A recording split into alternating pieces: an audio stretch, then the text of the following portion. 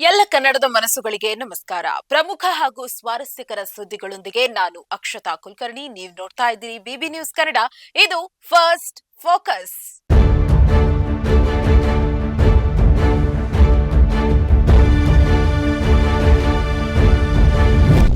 ಮೊದಲಿಗೆ first focus ಸುದ್ದಿಯ ಮುಖ್ಯಾಂಶಗಳು. 1 ಲಕ್ಷ ಸಾಲಕ್ಕೆ 74 ಲಕ್ಷ ಬಡ್ಡಿ, ಕಿಡ್ನಿ ಮಾರಿದ ರೈತ. ಖಾಸಗಿ ಶಾಲೆಗಳಲ್ಲಿ ಕನ್ನಡ ಕಲಿಕೆ ಕಡ್ಡಾಯ, ಸರ್ಕಾರದ ಎಚ್ಚರಿಕೆ. ಅಧಿವೇಶನದಲ್ಲೂ ನಿಲ್ಲದ ಸಿಎಂ ಕುರ್ಚಿ ಕದನ. ಕಲ್ಯಾಣ ಕರ್ನಾಟಕಕ್ಕೆ ಅಕ್ಷರ ಆವಿಷ್ಕಾರ, ಶೈಕ್ಷಣಿಕ ಗತವೈಭವಕ್ಕೆ ಮಾಸ್ಟರ್ ಪ್ಲಾನ್. ಬ್ರೆಜಿಲ್ನಲ್ಲಿ ಭೀಕರ ಚಂಡಮಾರುತ, ಲಿಬರ್ಟಿ ಪ್ರತಿಮೆ ಕುಸಿತ. ರಷ್ಯಾ ಉಕ್ರೇನ್ ಯುದ್ಧ ವಿರಾಮಕ್ಕೆ ಕ್ಷಣ ಗಣನೆ. ಅಧಿವೇಶನದಲ್ಲೂ ನಿಲ್ಲದ ಸಿಎಂ ಕುರ್ಚಿ ಕದನ. ಬೆಳಗಾವಿಯಲ್ಲಿ ನಡೀತಾ ಇರುವ ವಿಧಾನಮಂಡಲ ಅಧಿವೇಶನದಲ್ಲಿ ಆಡಳಿತಾರೂಢ ಕಾಂಗ್ರೆಸ್ ಪಕ್ಷದಲ್ಲಿನ ಮುಖ್ಯಮಂತ್ರಿ ಸ್ಥಾನದ ಜಗಳ ನಿನ್ನೆ ಮತ್ತೆ ಪ್ರತಿಧ್ವನಿಸಿದೆ. ಶಾಸಕರ ಕ್ಷೇತ್ರಗಳಿಗೆ ಅನುದಾನ ಹಂಚಿಕೆ ವಿಚಾರವಾಗಿ ಆರಂಭವಾದ ಚರ್ಚೆಯು ಸಿಎಂ ಕುರ್ಚಿ ಗದ್ದಲದ ಮಾತಿನ ಚಕಮಕಿಯೊಂದಿಗೆ ಕೊನೆಗೊಂಡಿತು. ವಿಧಾನಸಭೆಯಲ್ಲಿ ಕಾಂಗ್ರೆಸ್ ಶಾಸಕ ಕುಣಿಗಲ್ ರಂಗನಾಥ್ ಅವರೇ ತಮ್ಮ ಸರ್ಕಾರದ ವಿರುದ್ಧ ಅನುದಾನ ವಿಚಾರದಲ್ಲಿ ಬೇಸರ ವ್ಯಕ್ತಪಡಿಸಿದ್ರು. ರಂಗನಾಥ್ ಅವರು ಮುಖ್ಯಮಂತ್ರಿ ಸಿದ್ದರಾಮಯ್ಯ ಅವರ ಕಡೆಗೆ ಬೆರಳು ತೋರಿಸಿ ಮಧುಗಿರಿಗೆ 100 ಕೋಟಿ ಅನುದಾನ ನೀಡುತ್ತೀರಿ, ಆದ್ರೆ ನನ್ನ ಕ್ಷೇತ್ರಕ್ಕೆ ಏಕೆ ಅನುದಾನ ಕೊಡುತ್ತಿಲ್ಲ? ಹಿಂದೆ ಮಂಜೂರಾಗಿದ್ದ 1,000 ಕೋಟಿ ಅನುದಾನವನ್ನೂ ತಡೆ ಹಿಡಿಯಲಾಗಿದೆ ಎಂದು ಆಕ್ರೋಶದಿಂದ ಪ್ರಶ್ನಿಸಿದ್ರು. ರಂಗನಾಥ್ ಅವರು ಉಪಮುಖ್ಯಮಂತ್ರಿ ಡಿಕೆ ಶಿವಕುಮಾರ್ ಅವರ ಆಪ್ತರೆಂದು ಗುರುತಿಸಿಕೊಂಡಿರುವುದರಿಂದ ಅವರ ಈ ಪ್ರಶ್ನೆಯು ಸದನದಲ್ಲಿ ಸಿಎಂ ಕುರ್ಚಿ ಕಾದಾಟದ ಕಡೆಗೆ ತಿರುಗಿತು. ಶಾಸಕರ ಆರೋಪಗಳಿಗೆ ಮುಖ್ಯಮಂತ್ರಿ ಸಿದ್ದರಾಮಯ್ಯ ಅವರು ಅನುದಾನ ಹೆಚ್ಚು ಕಡಿಮೆಯಾಗಿದ್ರೆ ಪರಿಶೀಲಿಸೋಣ, ಯಾರಿಗೂ ಅನುದಾನ ಕಡಿತ ಮಾಡಿಲ್ಲ ಎಂದು ಸಮಜಾಯಿಷಿ ನೀಡಿದ್ರು. ಈ ವೇಳೆ ವಿರೋಧ ಪಕ್ಷದ ನಾಯಕ ಆರ್ ಅಶೋಕ್ ಅವರು ಮಧ್ಯಪ್ರವೇಶಿಸಿ ಸಿಎಂ ಕುರ್ಚಿ ಮೇಲೆ ಕಣ್ಣಿಟ್ಟ ಕಾರಣದಿಂದಲೇ ರಂಗನಾಥ್ ಅವರಿಗೆ ಉರಿತಾ ಇದೆ ಎಂದು ಲೇವಡಿ ಮಾಡಿದ್ರು. ಇದಕ್ಕೆ ತೀಕ್ಷ್ಣವಾಗಿ ಪ್ರತಿಕ್ರಿಯಿಸಿದ ಮುಖ್ಯಮಂತ್ರಿ ಸಿದ್ದರಾಮಯ್ಯ, 5 ವರ್ಷ ನಾವೇ ಇರ್ತೇವೆ, ಜನರು 140 ಶಾಸಕರನ್ನ ಆಶೀರ್ವಾದ ಮಾಡಿದ್ದಾರೆ, 2028ಕ್ಕೂ ನಾವೇ ಅಧಿಕಾರಕ್ಕೆ ಬರುತ್ತೇವೆ, ಮುಂದೆಯೂ ನಿಮಗೆ ಜನ ಅವಕಾಶ ಕೊಡಲ್ಲ ಎಂದು ಆರ್ ಅಶೋಕ್ ಅವರಿಗೆ ಟಾಂಗ್ ನೀಡಿದ್ರು. ಈ ಸಂದರ್ಭದಲ್ಲಿ ಗೃಹ ಸಚಿವ ಡಾಕ್ಟರ್ ಜಿ ಪರಮೇಶ್ವರ್ ಸಹ ಸಿಎಂ ಪರ ನಿಂತು 140 ಶಾಸಕರು ಸಪೋರ್ಟ್ ಮಾಡಿದ್ದಾರೆ, ಅದಕ್ಕೆ 5 ವರ್ಷ ನಾನೇ ಅಂತಿದ್ದಾರೆ ಎಂದು ಬೆಂಬಲಿಸಿದ್ರು.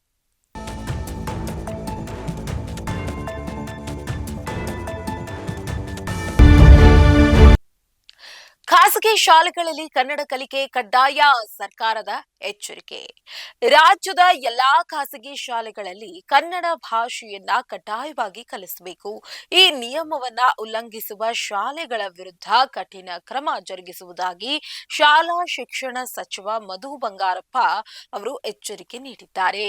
ಬಿಜೆಪಿ ಸದಸ್ಯ ರವಿಕುಮಾರ್ ಅವರು ಐಸಿಎಸ್ಸಿ, ಸಿಬಿಎಸ್ಇ, ಐಬಿ ಮತ್ತು ಅಂತಾರಾಷ್ಟ್ರೀಯ ಶಾಲೆಗಳು ಸೇರಿದಂತೆ ಅನೇಕ ಖಾಸಗಿ ಶಾಲೆಗಳು ಕಡ್ಡಾಯ ಕನ್ನಡ ಕಲಿಕೆಯ ನಿಯಮಗಳನ್ನ ಪಾಲಿಸ್ತಾ ಇಲ್ಲ ಎಂದು ಆರೋಪಿಸಿದ್ರು. ಶಿಕ್ಷಣ ಇಲಾಖೆ ಕೇವಲ ನೋಟಿಸ್ ನೀಡುವುದರ ಬದಲು ಕಠಿಣ ಕ್ರಮ ಕೈಗೊಳ್ಳಬೇಕು ಎಂದು ಅವರು ಆಗ್ರಹಿಸಿದ್ದಾರೆ. ಇದಕ್ಕೆ ಉತ್ತರಿಸಿದ ಸಚಿವ ಮಧು ಬಂಗಾರಪ್ಪ ಅವರು, ಎಲ್ಲಾ ಶಾಲೆಗೆ ಕನ್ನಡ ಕಲಿಸುವುದಾಗಿ ನಾವು ಮುಚ್ಚಳಿಕೆ ಬರೆಸ್ಕೊಳ್ತೇವೆ. ಕನ್ನಡ ಕಲಿಸದೆ ಹೋದರೆ ಅಂತಹ ಶಾಲೆಗಳ ಮೇಲೆ ಕಠಿಣ ಕ್ರಮ ಖಚಿತ ಎಂದು ತಿಳಿಸಿದ್ರು. ಸೋಫಿಯಾ ಶಾಲೆಯ ಮೇಲಿನ ಆರೋಪ ಸೇರಿದಂತೆ ಯಾವುದೇ ದೂರು ಬಂದರೂ ತನಿಖೆ ನಡೆಸಿ ಕ್ರಮ ಕೈಗೊಳ್ಳಲಾಗುವುದು ಎಂದು ಭರವಸೆ ನೀಡಿದ್ರು. ಆರ್ಟಿಇ ನಿಯಮದ ಪ್ರಕಾರ ದಾಖಲಾತಿ ಮುಂದುವರೆದಿದೆ. ಸರ್ಕಾರಿ ಶಾಲೆ ಇಲ್ಲದ ಕಡೆ ಮಾತ್ರ ಖಾಸಗಿ ಶಾಲೆಗೆ ಸೇರಿಸಬೇಕು. ನಮ್ಮ ಸರ್ಕಾರವು ಸರ್ಕಾರಿ ಶಾಲೆಗಳಲ್ಲಿ ಉತ್ತಮ ಶಿಕ್ಷಣ ನೀಡಲು ಒತ್ತು ನೀಡುತ್ತಿದ್ದು ಎಲ್ಕೆಜಿ, ಯುಕೆಜಿ ತರಗತಿಗಳನ್ನು ಸಹ ಪ್ರಾರಂಭಿಸ್ತಾ ಇದೆ. ಹಾಗಾಗಿ ಎಲ್ಲರೂ ಸರ್ಕಾರಿ ಶಾಲೆಗಳಿಗೆ ದಾಖಲಾತಿಗೆ ಪ್ರೋತ್ಸಾಹ ನೀಡಬೇಕು ಎಂದು ಮನವಿ ಮಾಡಿದ್ರು. ಅಲ್ಲದೆ ಆರ್ಟಿಇ ಹಣ ಬಿಡುಗಡೆಯ ಸಮಸ್ಯೆ ಇದ್ದರೆ ಅದನ್ನ ಶೀಘ್ರವೇ ಪರಿಹರಿಸುವುದಾಗಿ ತಿಳಿಸಿದ್ರು.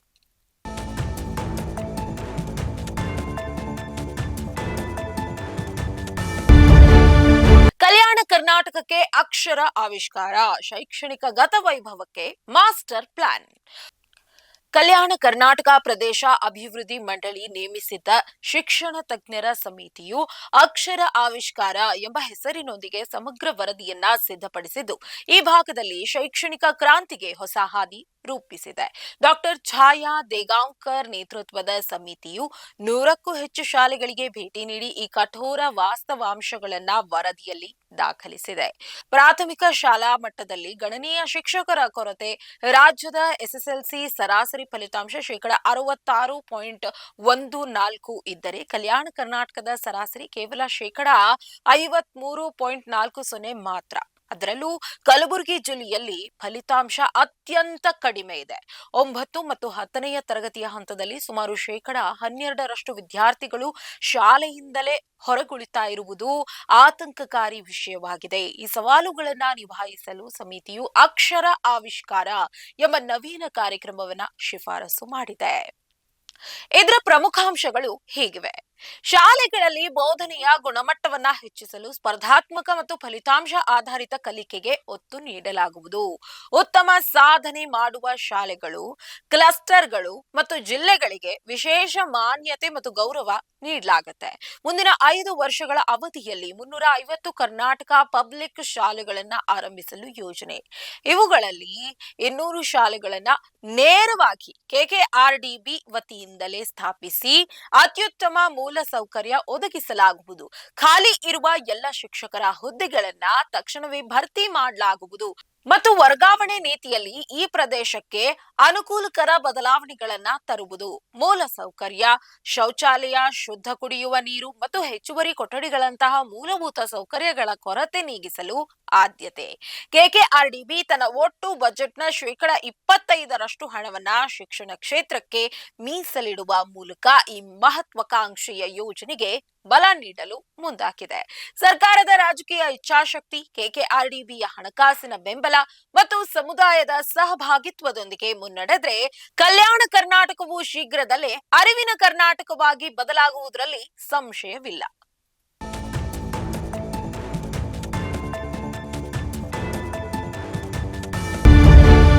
ಬ್ರೆಜಿಲ್ನಲ್ಲಿ ಭೀಕರ ಚಂಡಮಾರುತ, ಲಿಬರ್ಟಿ ಪ್ರತಿಮೆ ಕುಸಿತ. ದಕ್ಷಿಣ ಬ್ರೆಜಿಲ್ನಲ್ಲಿ ಬೀಸಿದ ಭೀಕರ ಚಂಡಮಾರುತ ಮತ್ತು ಭಾರೀ ಗಾಳಿಯೊಂದಿಗೆ ದೇಶ ತತ್ತರಿಸಿ ಹೋಗಿದೆ. ಬ್ರೆಜಿಲ್ನ ಗುವಾಯ್ಬಾ ನಗರದಲ್ಲಿ ಈ ಭಯಾನಕ ಘಟನೆ ನಡೆದಿದೆ. ಗುವಾಯ್ಬಾ ನಗರದಲ್ಲಿ ಸ್ಥಾಪಿಸಲಾಗಿದ್ದ ಅಮೆರಿಕಾದ ಲಿಬರ್ಟಿ ಪ್ರತಿಮೆಯ ಒಂದು ಪ್ರತಿಕೃತಿ ಕುಸಿದು ಬಿದ್ದಿದೆ. ಈ ಪ್ರದೇಶದಲ್ಲಿ ಗಂಟೆಗೆ 80ರಿಂದ 90 ಕಿಲೋಮೀಟರ್ ವೇಗದಲ್ಲಿ ಬೀಸಿದ ಗಾಳಿಗೆ ಪ್ರತಿಮೆ ಉರುಳಿ ಹೋಗಿದೆ. ಈ ಪ್ರತಿಮೆಯನ್ನ 2020ರಲ್ಲಿ ಸ್ಥಾಪಿಸಲಾಗಿತ್ತು. 11 ಮೀಟರ್ ಎತ್ತರದ ಸ್ತಂಭದ ಮೇಲೆ ಇದನ್ನ ನಿಲ್ಲಿಸಲಾಗಿತ್ತು. ವೇಗವಾಗಿ ಬೀಸಿದ ಗಾಳಿಗೆ ಪ್ರತಿಮೆ ಪಾರ್ಕಿಂಗ್ ಪ್ರದೇಶದಲ್ಲಿ ಬಿದ್ದು ಹೋಗಿದೆ. ಘಟನೆಗೂ ಮುನ್ನ ಮುಂಜಾಗೃತಾ ಕ್ರಮವಾಗಿ ಅಧಿಕಾರಿಗಳು ಪ್ರತಿಮೆ ಸಮೀಪದ ಎಲ್ಲಾ ಅಂಗಡಿ ಮುಂಗಟ್ಟುಗಳನ್ನ ಮುಚ್ಚಿಸಿದ್ರು. ಅಲ್ಲದೆ ಜನರನ್ನ ಸುರಕ್ಷಿತ ಸ್ಥಳಗಳಿಗೆ ರವಾನಿಸಲಾಗಿತ್ತು. ಇದರಿಂದಾಗಿ ಈ ಘಟನೆಯಲ್ಲಿ ಯಾವುದೇ ಪ್ರಾಣಾಪಾಯ ಸಂಭವಿಸಿಲ್ಲ.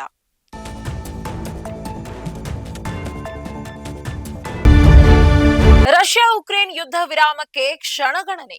ಉಕ್ರೇನ್ ಹಾಗೂ ರಷ್ಯಾ ನಡುವಿನ ಸುದೀರ್ಘ ಯುದ್ಧವನ್ನ ಕೊನೆಗೊಳಿಸುವ ನಿಟ್ಟಿನಲ್ಲಿ ಮಹತ್ವದ ಬೆಳವಣಿಗೆಯೊಂದು ಕಂಡುಬಂದಿದೆ.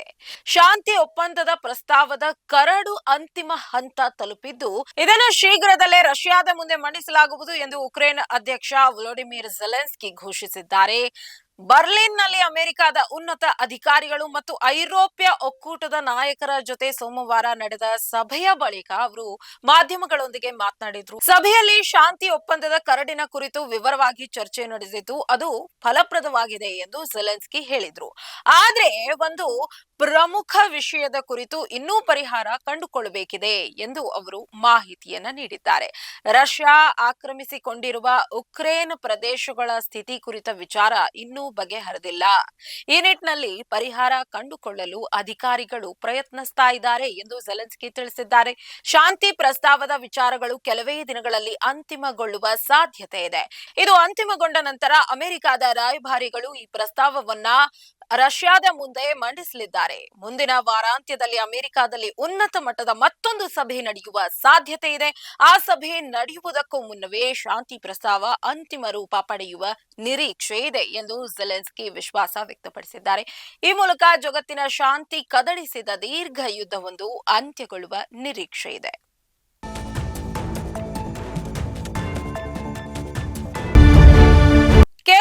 1 ಲಕ್ಷ ರೂಪಾಯಿ ಸಾಲಕ್ಕೆ ಪ್ರತಿದಿನ 10,000 ಬಡ್ಡಿ ಸೇರಿ ಒಟ್ಟು 74 ಲಕ್ಷ ಸಾಲ ತಲೆ ಮೇಲೆ ಬಿದ್ದ ಕಾರಣ ಮಹಾರಾಷ್ಟ್ರದ ರೈತರೊಬ್ಬರು ಸಾಲ ತೀರಿಸಲು ಗತ್ಯಂತರವಿಲ್ಲದೆ ಕಾಂಬೋಡಿಯಾಗೆ ತೆರಳಿ ತಮ್ಮ ಕಿಡ್ನಿಯನ್ನ ಮಾರಾಟ ಮಾಡಿದ ಅಮಾನವೀಯ ಘಟನೆ ಬೆಳಕಿಗೆ ಬಂದಿದೆ. ಚಂದಾಪುರ ಜಿಲ್ಲೆಯ ರೋಷನ್ ಸದಾಶಿವ್ ಕುಡೆ ಎಂಬ ರೈತನೇ ಹೀಗೆ ಕಠಿಣ ಪರಿಸ್ಥಿತಿಗೆ ಸಿಲುಕಿದ ದುರ್ದೈವಿ. ಕೃಷಿಯಲ್ಲಿ ನಿರಂತರ ನಷ್ಟ ಅನುಭವಿಸಿದ್ದ ರೋಷನ್ ಕುಡೆ ಅವರು ಡೈರಿ ವ್ಯವಹಾರ ಆರಂಭಿಸಲು ನಿರ್ಧರಿಸಿದ್ರು. ಈ ಉದ್ದೇಶಕ್ಕಾಗಿ ಅನೇಕ ಸಾಲಗಾರರಿಂದ ಅವರು 1 ಲಕ್ಷ ರೂಪಾಯಿ ಸಾಲವನ್ನ ಪಡೆದಿದ್ರು. ಆದ್ರೆ ದುರಾದೃಷ್ಟವಶಾತ್ ಡೈರಿ ಆರಂಭಕ್ಕೂ ಮುನ್ನವೇ ಅವರು ಖರೀದಿಸಿದ್ದ ಹಸುಗಳು ಸಾವನ್ನಪ್ಪಿದ್ವು. ಜೊತೆಗೆ ಬೆಳೆ ನಷ್ಟವೂ ಆಗಿದ್ರಿಂದ ಸಾಲದ ಸಮಸ್ಯೆ ದಿನದಿಂದ ದಿನಕ್ಕೆ ಹೆಚ್ಚಾಯಿತು. ಸಾಲ ಕೊಟ್ಟವರು ಕುಡೆ ಮತ್ತು ಅವರ ಕುಟುಂಬಕ್ಕೆ ಮಾನಸಿಕ ಹಾಗೂ ದೈಹಿಕ ಕಿರುಕುಳ ನೀಡಲು ಶುರು ಮಾಡಿದ್ರು. ಸಾಲ ತೀರಿಸಲು ಕುಡೆ ತಮ್ಮ ಜಮೀನು, ಟ್ರ್ಯಾಕ್ಟರ್ ಮತ್ತು ಮನೆಯಲ್ಲಿದ್ದ ಬೆಲೆ ಬಾಳುವ ವಸ್ತುಗಳನ್ನ ಮಾರಾಟ ಮಾಡಿದ್ರು. ಆದ್ರೂ ಸಾಲದ ಹೊರೆ ತಗ್ಗಲಿಲ್ಲ. ಸಾಲ ತೀರಿಸಲಾಗದೆ ಕಂಗಾಲಾಗಿದ್ದಾಗ ಸಾಲ ಕೊಟ್ಟವರಲ್ಲಿ ಒಬ್ಬರು ಕಿಡ್ನಿ ಮಾರಾಟ ಮಾಡುವಂತೆ ಕುಡೆ ಅವರಿಗೆ ಸಲಹೆ ನೀಡಿದ್ರು. ಮಧ್ಯವರ್ತಿಯೊಬ್ಬರ ಮೂಲಕ ಕುಡೆ ಅವರು ಮೊದಲು ಕೋಲ್ಕತ್ತಾಗೆ ತೆರಳಿ ವೈದ್ಯಕೀಯ ಪರೀಕ್ಷೆಗಳನ್ನ ಮಾಡಿಸಿಕೊಂಡಿದ್ದಾರೆ. ನಂತರ ಕಾಂಬೋಡಿಯಾಗೆ ಪ್ರಯಾಣಿಸಿ ಅಲ್ಲಿ ತಮ್ಮ 1 ಕಿಡ್ನಿಯನ್ನ ತೆಗೆಸಿ 8 ಲಕ್ಷಕ್ಕೆ ಮಾರಾಟ ಮಾಡಿದ್ದಾರೆ. ಸಾಲಗಾರರು ನೀಡುತ್ತಿದ್ದ ಕಿರುಕುಳದ ಬಗ್ಗೆ ಕುಡೆ ಅವರು ಪೊಲೀಸರಿಗೆ ದೂರು ನೀಡಿದ್ರು. ಅಧಿಕಾರಿಗಳು ಯಾವುದೇ ಕ್ರಮ ಕೈಗೊಂಡಿಲ್ಲ. ಇದರಿಂದ ನ್ಯಾಯ ಸಿಗದೆ ತೀವ್ರ ನೋವು ಅನುಭವಿಸ್ತಾ ಇರುವುದಾಗಿ ರೋಷನ್ ಕುಡೆ ಹೇಳಿದ್ದಾರೆ.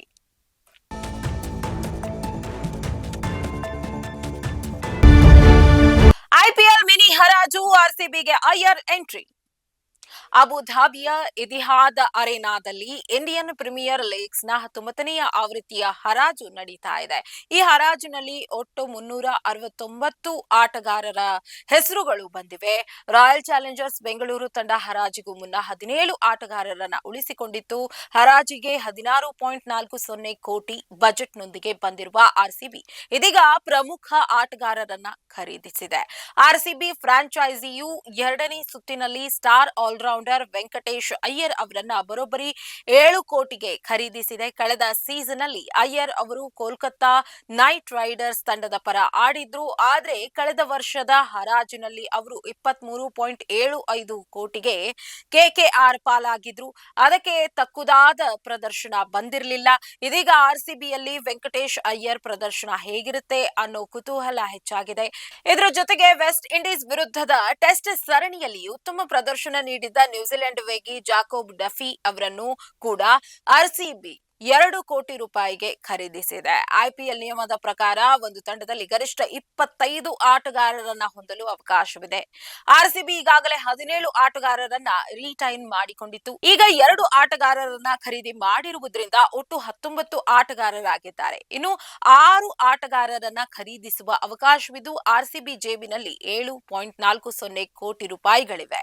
ಹೀಗಾಗಿ ಹಾಲಿ ಚಾಂಪಿಯನ್ ಆರ್ಸಿಬಿ ತನ್ನ ಬಜೆಟ್ನೊಂದಿಗೆ ಇನ್ನೂ ಆಟಗಾರರನ್ನ ತಂಡಕ್ಕೆ ಸೇರಿಸಿಕೊಳ್ಳುವ ಸಾಧ್ಯತೆ ಇದೆ.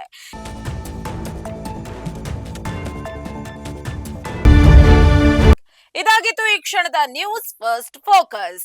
ನೈಜ ಹಾಗೂ ತಾಜಾ ಸುದ್ದಿ, ಪ್ರಾಮಾಣಿಕ ವರದಿ, ನಿಷ್ಠುರ ವಿಶ್ಲೇಷಣೆಗಳಿಗಾಗಿ ಸದಾ ಗಮನಿಸಿ ಬಿಬಿ ನ್ಯೂಸ್ ಕನ್ನಡ. ಇದು ಕನ್ನಡಿಗರ ಪ್ರತಿಧ್ವನಿ.